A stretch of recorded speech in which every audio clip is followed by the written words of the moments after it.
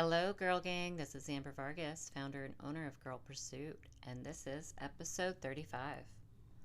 Episode 35 talks about PMDD and the teethering of SSRIs. Now, if I give you guys definitions, what is PMDD? It's premenstrual dysphoric disorder. What is that? That's a severe chronic form of premenstrual syndrome, PMS. Occurs in the week or two before menstruation, often causing debilitating physical and emotional symptoms like severe anxiety, depression, anger, and mood swings. It is a distinct from PMS due to its high severity and impact on daily functioning, and it's classified in the DSM-5. This is found on the internet. I'm just giving you the internet meaning of it. And I was not clinically diagnosed, but diagnosed through talking to my therapist about 4 or 5 years ago with this, and talking about the teethering of SSRIs. Now, that was something that was discussed because of all the symptoms and all the things that I was telling my therapist that I was going through. And she had said that this sounds like you might be going through this, and if you would like to look into SSRIs. Now, what are those? That is, the actual acronym is called Selective Serotonin Reuptake Inhibitors. They are the most commonly prescribed antidepressants functioning by increasing serotonin levels in the brain to treat depression, anxiety, PTSD, and OCD. So that is something that I had literally entertained.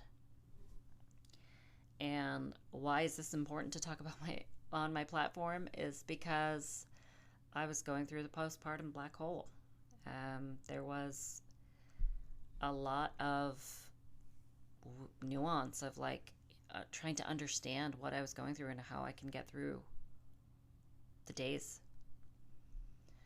I know that PMDD put me at the edge. SSRIs felt like that was the answer. But culturally, now here's the caveat. Culturally, I felt like taking medication for mental health didn't exist. Not even that I felt like it. I don't recall my mother ever taking anything, or hearing stories of my grandmothers or aunts and the women before them. So I was standing at a tipping point, asking, do I honor my ancestors who survived without medication? Or do I honor myself and take them? There was no easy answer, but there was a choice. And everybody has a choice to make. I know I'm confronting the stigma and asking the hard questions. That was the gutsy in me, the gutsy in real life. And just naming it, being aware of what I was going through, and that I actually had a name to it, and I wasn't literally going crazy. There's these symptoms, and there's a diagnosis. I know if you have felt like you have had really severe mood shifts, depression, rage, hopelessness tied to menstrual cycle, you might just have PMDD. Now, I'm not trying to diagnose anyone, but look into it. Educate yourself. Be aware. Put a name to it, right? Like, label it. It's so insane because it's like 10 days before your period. It's like the emotional collapse of it. And after the period starts, that's when you return to baseline. And it felt like, what if I could, right? Like the intrusive thoughts that terrified me. Raging at my kids, my husband, myself, feeling like a stranger in my own body. The statistics show that 5 to 8% of menstruating women have PMDD. Many don't know what it is. They just call it or think like, hey, that's just the crazy time that you are. The 2 weeks in a month. Isn't that so insane? I know my mother rarely took any medication. Yeah, if you guys know Midol, is that even prevalent still? But like growing up, even taking that when we would have cramps, or a heating pad or something when we would start our menstrual cycle, and I'm saying we, my sister and I, there was a lot that was not like pushed or normalized. There was a lot of like, hey, you can do this. This is what we go through, and you kind of just have to put up with the pain. I don't know if that's just to mask and just to divert the attention from you're not supposed to actually feel pain. You're supposed to get through it because you're a woman. It's kind of sad when you think about it. But it's also, was that my mother's way or my ancestors' ways of building resilience in us? I don't know.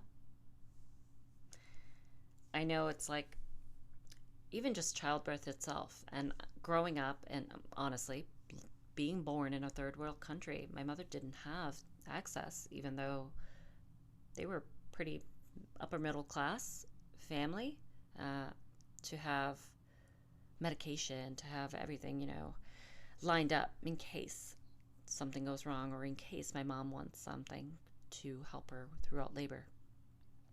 It wasn't even a choice. It wasn't a thought because it wasn't there. It wasn't prevalent. It wasn't easily accessible. So thinking about Western medicine and how like PMDD is called a chemical imbalance, and SSRIs can help you regulate your serotonin. So medication equals treatment, not weakness. Like, why suffer when there's hope and help? I seriously was at the tipping point of like, I think I need to look into this.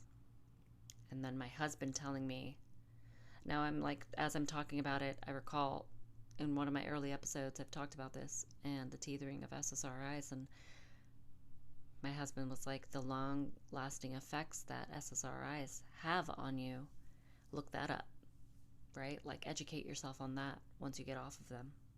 How does that work for you? And quite honestly, I got scared of it. And it really irritated me in the moment of like, it's unfortunate to say, because no shame to anyone and not trying to put guilt on anyone. But in a way, it was like, I was thinking like, I just want the easy way out. Like, can I just get on something so I don't have to be in my head so much? And again, not trying to offend someone. This is me and just talking about my experience and how it has affected me and how my thought process and what I went through, right? My lived experience. Some conditions are chemical. Medication can save lives. Yes, it can. Therapy and meds, very effective treatment. I believe that. I remember the tension of just critiquing like Big Pharma and acknowledging that meds do help people, but also honoring the ancestral resilience and recognizing they didn't have any options that I do have. Going back to when I gave birth to my daughter, as opposed to the different labors that I had between my son and my daughter, and how I said, I just want to be half the mother that my mother has been, even though she's really short. And it wasn't like pun intended trying to be making fun of her, but she gave birth to 6 children without any medication. And again, because those resources weren't available to her, so she just had to make do, right? She had to go through it. That was life. That is life. And I wanted to tap into that resilience in my body, and I did it. That inner fire, that ancestral strength, the survival without modern intervention. I did it. But it's also interesting that what if my ancestors would have they taken help if it existed? Like my grandfather's mother, my great-grandmother, would she have survived that childbirth if modern intervention was there? I'm sure. Also the fact of not having so many goddamn kids and giving birth so many times would have definitely helped. So did I take them? Did I take SSRIs? I did not. I did not. I know I talked about them, researched a bit, entertained it, and I ultimately chose not to. Not because culture dictated it, not because Western medicine pushed it, but my intuition, my Holy Trinity guided me. And if I have to go back and remember that time, I can't tell you how I navigated it, but I did it, and I'm out on the other end. Yeah. Now I'm dealing with premenopause, so that's a whole other woo that I'm getting checked and looking into functional medicine and trying to figure out hormonally what's up, because that's also life, right? The cycle of what I'm going through as a woman, as an almost 40-year-old. But I know that PMDD is real, guys. It's debilitating and it's often invisible. And if you're struggling, cyclically, track it, name it, get help. Medication is not weakness or the only answer. Some people need it, some don't. Both are valid. The cultural stigma is real, and you can challenge it. I know I did. I questioned it. I challenged it. I know my ancestors survived without medicines, because they didn't have them. Literally, they didn't have them. That's why. But I know I do, and you do. Your intuition also does know what you need. Not your culture, not Western medicine. You. Y-O-U.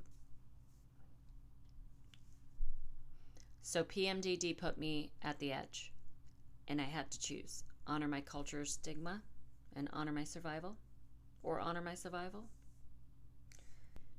But I know that I didn't have the right answer, and my right answer or wrong answer could be super different than yours. And it's not weakness. If my ancestors had the help, they would have taken it, because it was an aid, it was a resource, it was a tool. That's wisdom, to know the difference, right? Like, to know what works for you and what doesn't. So if you're teetering and you're asking yourself, what if you're wondering whether medicine is betrayal or relief, listen to your intuition. Not your culture, not the pharmaceutical ads, you. And trust that survival, however it looks, is honoring the fire inside you. And with that, y'all, I bid you farewell. Till next time, my name is Amber Vargas, founder of Girl Pursuit. Take care, y'all.